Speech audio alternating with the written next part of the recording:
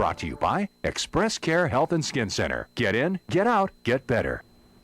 Welcome back to the Healthy Living edition of KUAM News Extra. According to the National Institute for Mental Health, anxiety is a normal reaction to stress and can actually be beneficial in some situations. Now, for some people, though, anxiety can become excessive and a person may have difficulty controlling it, which could result in negative impacts to their day-to-day lives.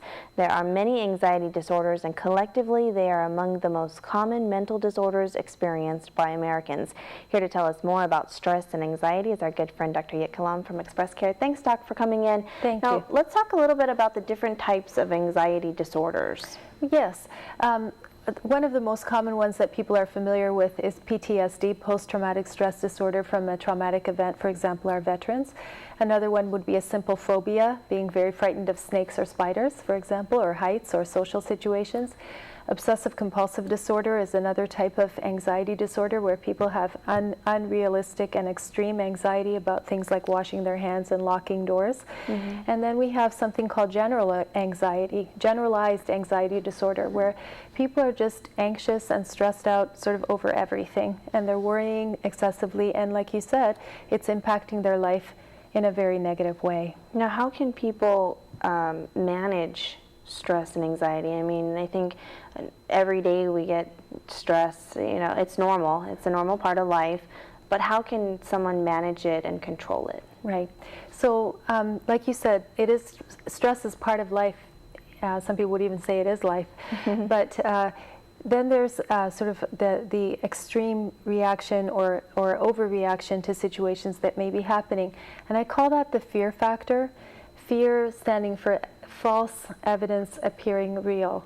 So people be frightened sort of about everything. It's not just the mortgage payment. It's, oh my gosh, what if, you know, what if, all these what ifs happen that are not happening. 99% of them are not happening. But the mind is playing tricks on them, and they're reacting to that and then having physical symptoms as well. So to answer your question about how you could control that, taking a step back to ask yourself what is real and what is my imagination gone wild would be helpful. Sometimes medicine is required to help control anxiety when it's out of control. Therapy can be helpful. Talking to somebody, prayer and meditation are incredibly helpful, and a healthy lifestyle. Like we always talk about, making sure you get enough sleep, you're not taking too much caffeine, which makes anxiety worse, you're not drinking too much alcohol, more than one per day, even more than that can make people very anxious. Any street drugs at all can definitely ruin your mental health. So all those preventive factors, good exercise to relieve your stress, those are very helpful. What are the common signs and symptoms of anxiety stress disorder? So anxiety and stress, they manifest both in our mind and in our body. So in our mind, some people might feel they're unable to concentrate, they can't sleep at night, they're having nightmares, they can't focus.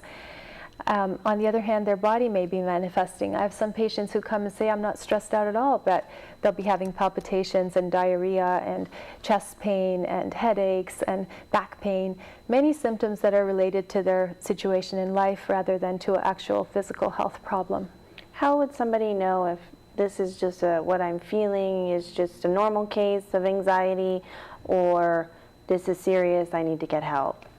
That's a great question.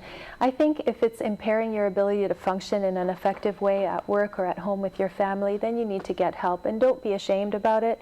So many people suffer from this, and it's so treatable. Sometimes just verbalizing what you're feeling can help so much, and I think that's how you would tell the difference. And one last thing before we cut to break is, how can you prevent stress and anxiety?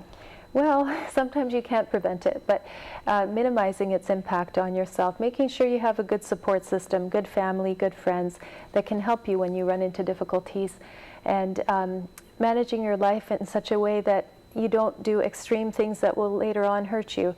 Overspending would be one very common example, and then causing yourself tremendous stress about your bills later on down the road. So planning and a healthy lifestyle. Okay, thanks, Doc. We are talking about stress and anxiety. Your viewer questions are coming up next. Stay with us.